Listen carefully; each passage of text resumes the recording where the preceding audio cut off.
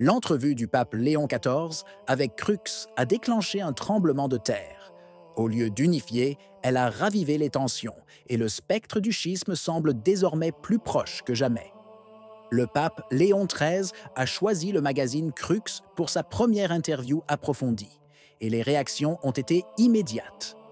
En quelques heures, la discussion s'est concentrée sur un point qui alimente le débat catholique depuis des années, la messe traditionnelle. Pour de nombreux fidèles attachés à la liturgie antique, la question n'est pas marginale, mais vitale. Il ne s'agit pas d'une préférence esthétique, mais plutôt du droit d'accéder à la forme laïque dans laquelle l'Église a conservé les sacrements jusqu'au Concile Vatican II. C'est là que la mèche s'allume, chaque fois qu'un pontife aborde le sujet, même de façon fugitive, le front traditionnel s'unifie et réagit avec force, voyant chaque nuance comme un signe d'ouverture ou de répression. L'entretien avec Léon XIV ne fait pas exception. Il semble en effet réitérer les mêmes tensions que celles déjà observées avec Traditionis Custode, un document qui avait drastiquement limité l'usage de l'ancien missel.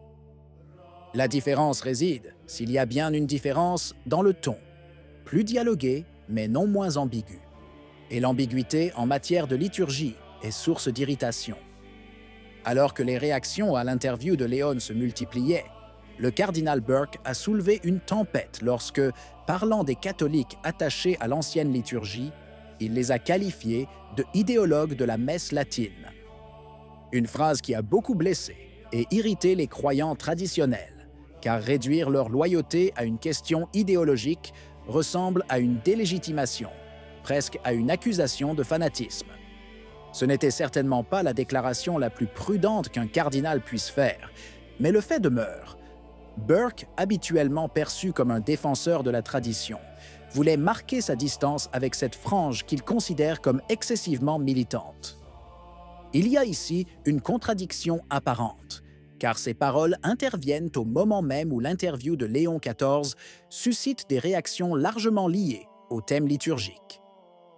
Ainsi, au lieu d'unifier le front conservateur, le cardinal l'a divisé, laissant place à un débat interne. Dans quelle mesure la défense de l'ancienne messe peut-elle dégénérer en idéologie et qui décide quand ce seuil est franchi? La question reste sans réponse.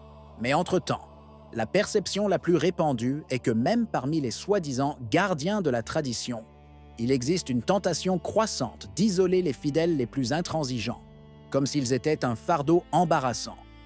Le véritable tremblement de terre s'est produit lorsque le pape Léon XIV, dans son entretien avec Crux, a évoqué la relation entre doctrine et morale.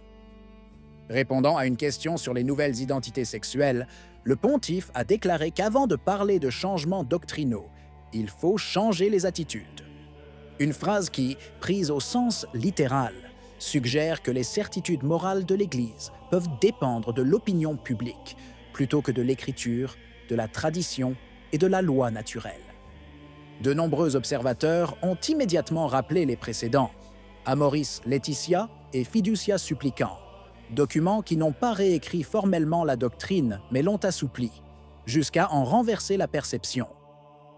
Affirmer les attitudes d'abord, la doctrine ensuite, introduit le soupçon que la vérité de la foi n'est pas immuable, mais sujette à des négociations culturelles.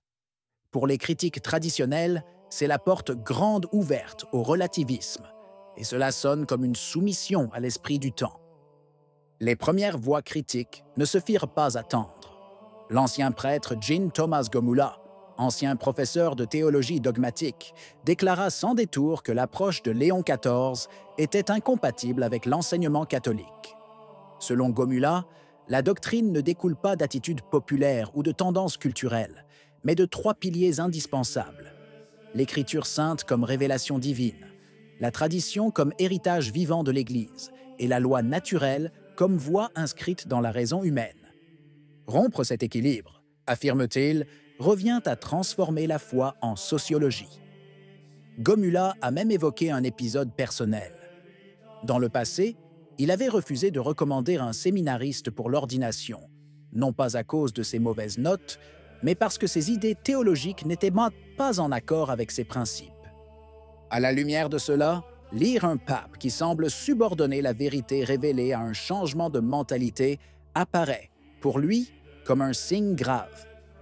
C'est la même dérive que Gomula identifie dans la synodalité promue en Allemagne, où le langage de l'écoute a fini par justifier des bénédictions et des pratiques ouvertement en conflit avec la morale catholique. Une autre vague de critiques est venue des analyses de WM Review et LifeSite News, qui ont interprété les paroles de Léon XIV comme une ouverture implicite à la révision des enseignements que l'Église a toujours considérés comme immuables. Non seulement la morale sexuelle, mais même la question de l'ordination des femmes est entrevue entre les lignes comme un domaine potentiel de changement.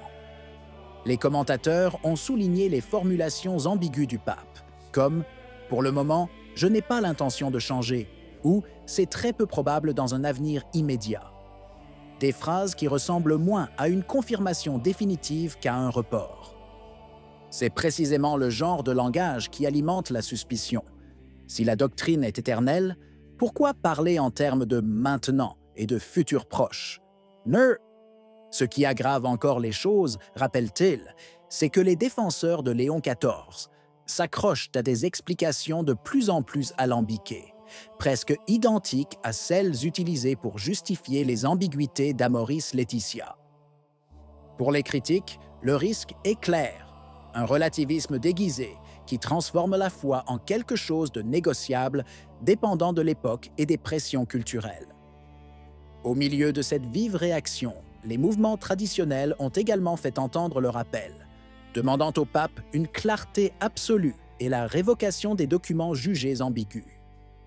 Certaines associations liées à la pensée de la TFP ont diffusé un appel filial adressé à Léon XIV, lui rappelant que déjà en 2015, lors des synodes sur la famille, elles avaient mis en garde contre l'entrée de l'idéologie de genre et de la confusion parmi les fidèles.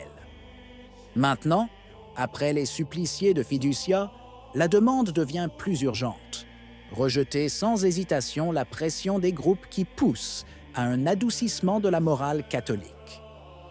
Leur argument est simple, la tâche du pape n'est pas de reporter, mais de définir, comme l'ont fait ses prédécesseurs depuis le Concile de Jérusalem.